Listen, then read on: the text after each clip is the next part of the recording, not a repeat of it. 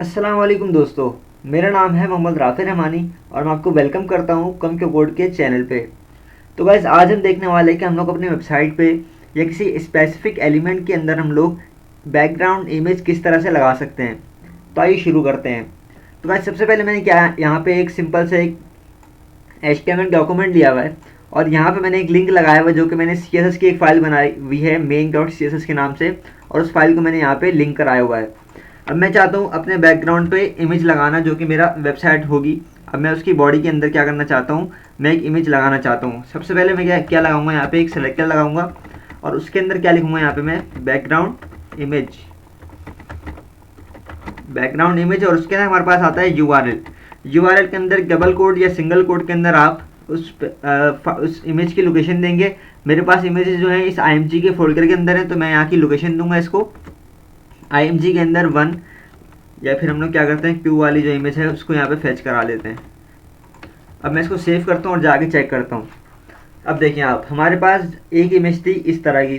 देखें यहाँ पे हमारी इमेज जो है ख़त्म हो गई, लेकिन उसी के बाद हमारे पास वही इमेज क्या है दोबारा रिपीट हो गई। बाय डिफ़ॉल्ट जो है आपकी जो बैकग्राउंड इमेज होती है वो रिपीट होती है। अगर इस रिपीटेशन को आपने ख़त्म करना है तो उसके लिए हमारे पास एक प्रॉपर्टी यूज़ होती है यहाँ पे बैकग्राउंड रिपीट के नाम से हमारे पास एक प्रॉपर्टी यूज़ होती है, जिसके अंदर हमारे पास बहुत सारी और वैल्यूज़ होती हैं। रिपीट एक्स, रिपीट पाई, नो रिपीट तो बाई डिफ़ॉल्ट होती है। अब मैं यहाँ पे नो रिपीट करूँगा तो हमारे पास बैकग्राउंड की जो रिपीटेशन थी वो क्या होगी, हमारे पास रुक जाएगी। अब देखें हमारे पास, लेकिन क्या हुआ, हमारे पास ये हिस्सा बच गया। हमारी जो फाइल थी वो यहाँ तक थी, इसलिए हमारे पास ये हिस्सा बच गया। और हमारे पास बैकग्राउंड रिपीट के अंदर नो रिपीट के अलावा रिपीट एक्स, रिपीट वाई, इस तरह की वैल्यूज़ होती हैं हमारे पास। अगर मैं यहाँ पे रिपीट एक्स लगाता हूँ तो आप देख सकते हैं यहाँ पे रिपीट एक्स, तो क्या होगा, हमारे पास एक्स एक्सिस की तरफ हमारे पास फाइल्स रिपीट होना शुरू हो जाएंगी। अगर मैं इसको जूम आउट करूँ, देखिए आप ये देखें हमारे पास एक्स एक्सिस की तरफ क्या है, हमारी फाइल्स रिपीट होना शुरू हो गई। और अगर मैं इसको रिपीट वाई कर दूँ इसको, तो हमारे पास वाई एक्सिस की तरफ हमारे पास इमेजेस रिपीट होना शुरू हो जाएगी। और अगर मैं इसको नो रिपीट करता हूँ तो हमारे पास इमेज हमारी रिपीट होना बंद हो जाएगी। तो इस तरह से हमारे पास ये देखें हमारे पास ये सिंगल इमेज आ रही है। अब मैं इसको जूम आउट करता हूँ।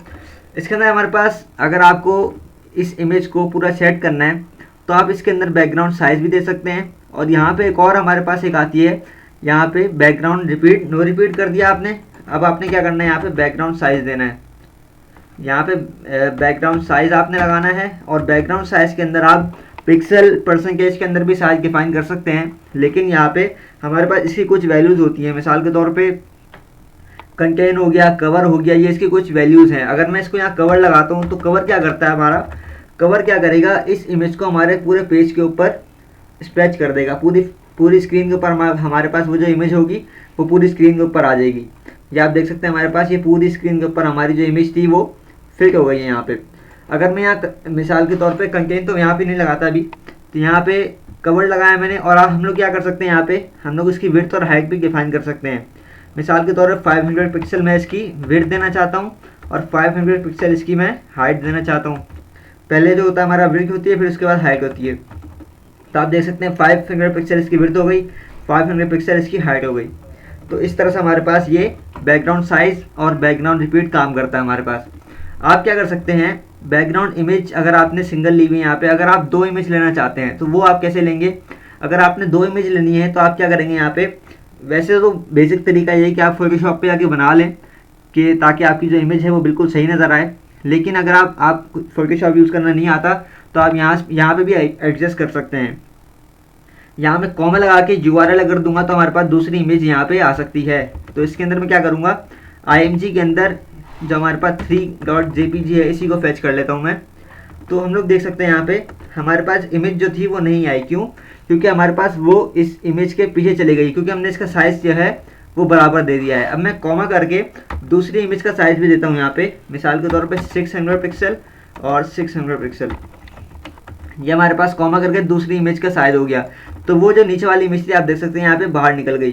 तो हमारे पास इमेज कुछ इस तरह से आप सेट कर सकते हैं। अगर आप चाहते हैं कि दोनों तरफ हमारे पास वो इमेज सेट हो जाए तो आप क्या कर सकते हैं, आप इसको 50% रखें और 50% आप इसने यहाँ रख दिया। फिलहाल आप हैग इसकी यहाँ हटा दें इसको और आप देख सकते हैं 50% और 50%, तो हमारे पास ये इमेज एक दूसरे के नीचे आ गई। यहाँ पे हमारे पास एक और हमारे पास प्रॉपर्टी होती है बैकग्राउंड पोजीशन की, जो कि आपको यहाँ यूज़ करनी पड़ेगी। यहाँ पे मैं क्या करता हूँ, इसको मैं यहाँ पे लाता हूँ और यहाँ लिखता हूँ बैकग्राउंड पोजीशन। बैकग्राउंड पोजीशन से आप क्या कर सकते हैं, बैकग्राउंड की जो हमारी इमेज है उसकी पोजीशन को आप सेट कर सकते हैं। मिसाल के तौर पर मैं चाहता हूँ कि मेरी ये पहली इमेज है वो एक्स एक्सिस की तरफ 0% मूव करे और वाई एक्सिस की तरफ हमारे पास 0% मूव करे, और जो दूसरी इमेज है हमारे पास एक्स एक्सिस की तरफ मिसाल के तौर पे 100% मूव करे और वाई एक्सिस की तरफ 0%। तो हम लोग देख सकते हैं हमारे पास कुछ इस तरह से हमारी इमेज क्या हो गई, दोनों तरफ हमारे पास सेट हो गई। लेकिन हमारे पास देख सकते हैं आप यहाँ पे हाइट वगैरह आगे पीछे हो रही है, आप इसकी हाइट को भी सेट कर सकते हैं। आपने बैकग्राउंड साइज दिया, स्पेस दे के आप इसकी हाइट पे डिफाइन कर सकते हैं। अगर मैं इसको 100% कर दूँ तो ये हमारे पूरे पेज के ऊपर आ जाएगी। तो आप देख सकते हैं यहाँ पे इसको मैं 100 पिक्सल करता हूँ अगर मैं, तो आप देखें इसका साइज़ क्या हुआ, इक्वल हो गया और ये 100 पिक्सल की हो गई। अगर मैं इसे क्या करता हूँ 500 करता हूँ तो हमारे पास 500 पिक्सल की हमारे पास ये इमेज हो गई हमारे पास। तो आप देख सकते हैं आपके पास बैकग्राउंड किस तरह से काम करता है। अगर आपके पास 3 या 4 इमेजेस हैं तो उसका भी मैं आपको बता देता हूँ। मैं कॉमा करके यहाँ URL दोबारा लिखता हूँ और इसके बाद कॉमा करके दोबारा URL लिखता हूँ ताकि हमारे पास 4 इमेजेस हो जाएँ। इसके अंदर आगे लिखता हूँ img1 और यहाँ पे हम लोग दोबारा जो पहली वाली इमेज है उसी को फेच कर लेते हैं यहाँ पे। तो हमारे पास ये 4 इमेजेस हो गए हमारे पास।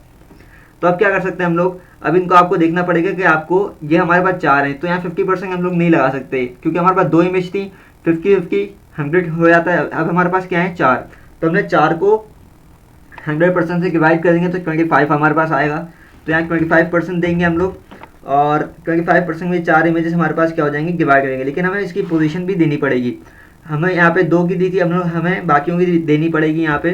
तो यहाँ पे मैं क्या करता हूँ, अगर मैं 100 को 4 से डिवाइड करूँ तकरीबन हमारे पास, इसको मैं 0 शुरू करता हूँ, 33.33% करता हूँ इसको मैं, और 0% कॉमा 33 में डबल होता है हमारे पास 66.66% और 0%। तो अब मैं जाके देखता हूँ हमारे पास ये इमेज कैसे सेट हुई है हमारे पास। तो अब जाके देखते हैं, तो आप देख सकते हैं हमारे पास ये चारों की चारों इमेज हमारे बैकग्राउंड में इस तरह से सेट हो चुकी हैं। तो कुछ अच्छी नहीं लग रही हैं, आप इसको बेहतर ये है कि आप फोटोशॉप पे बना के ले आएँ या फिर आप सेम साइज़ की इमेजेस लें या फिर आप सिंगल इमेज लगाएं कोई, तो इस तरह से आपके पास वो बैकग्राउंड में खूबसूरत लगेगी। तो गाइस आज आपने देखा कि बैकग्राउंड इमेज हम लोग कैसे लगा सकते हैं, और उसके बाद बैकग्राउंड रिपीट की कुछ वैल्यूज़ मैंने आपको बताई, और उसके बाद बैकग्राउंड साइज़ बताया कि बैकग्राउंड का आप साइज़ किस तरह दे सकते हैं, और बैकग्राउंड की पोजीशन आप किस तरह से सेट कर सकते हैं। पोजीशन के अंदर आपको मैं एक और चीज़ बता दूं यहाँ पे कि मैं इसको अगर सिंगल इमेज करता हूँ और इसको मैं फ़िलहाल इसके साइज़ को बैकग्राउंड साइज़ को मैं करता हूँ यहाँ पे कवर, तो इसके अंदर क्या हो सकता है आपका, कॉमा करके मैं अगर दूसरी इमेज लगाता हूँ यहाँ पे और उस इमेज को मैं क्या करता हूँ कि उस इमेज को मैं यहाँ पे इमेज में आता हूँ और यहाँ पे मैं ये वाली इमेज को फैच कराता हूँ, और उसके बाद पहली इमेज को मैं करता हूँ 50% और दूसरी इमेज को करता हूँ मैं कवर। तो अब दूसरी इमेज जो है हमारे पास कवर हो जाएगी, बल्कि परसेंट में नहीं, इसको मैं वैल्यू देता हूँ 150 पिक्सल। तो 150 पिक्सल में हमारे पास ये वैल्यू हो जाएगी। तो मैं चाहता हूँ कि पहली वाली जो हमारी इमेज बड़ी है तो हम लोग उसको कवर कर देंगे, और दूसरी वाली इमेज को हम लोग क्या कर देंगे यहाँ पे 150 पिक्सल इसका साइज़ दे देंगे। तो अब जाके चेक करते हैं, फिलहाल इसको मैं रिमूव करता हूँ यहाँ से। अब जाके चेक करते हैं हमारे पास, तो आप देख सकते हैं हमारे पास इमेज कुछ इस तरह से आ गई। तो अब बैकग्राउंड पोजीशन जो है हमारे पास, पोजीशन आप इसके ऊपर लगा सकते हैं, मिसाल के तौर पे 0% और 0%। उसके बाद में कॉमा करके यहाँ पे इसके अंदर हमारे पास कुछ वैल्यूज़ होती हैं, टॉप लेफ़्ट बॉटम, इस तरह से हमारे पास क्या होती हैं, इसकी वैल्यूज़ होती हैं। अब देखिए मैं इसको साइज़ को बड़ा छोटा कर रहा हूँ, लेकिन हमारे पास ये नहीं हो रहा क्योंकि हमने क्या कर दिया, इसको कवर कर दिया है। तो आप देख सकते हैं इस तरह से हमारे पास पोजीशन हमारे पास काम करती है। इसके अंदर ये वाली वैल्यूज़ भी होती हैं जो कि मैं आपको अगली वीडियो में प्रॉपर बताऊंगा कि हमारे पास इसकी कौन कौन सी वैल्यूज़ होती हैं और किस तरह से काम करती है। तो आज के लिए इतना ही। अगर वीडियो पसंद आई हो तो लाइक करें, शेयर करें, सब्सक्राइब करें और इंतज़ार करें अगली वीडियो का। तब तक के लिए अल्लाह हाफिज़।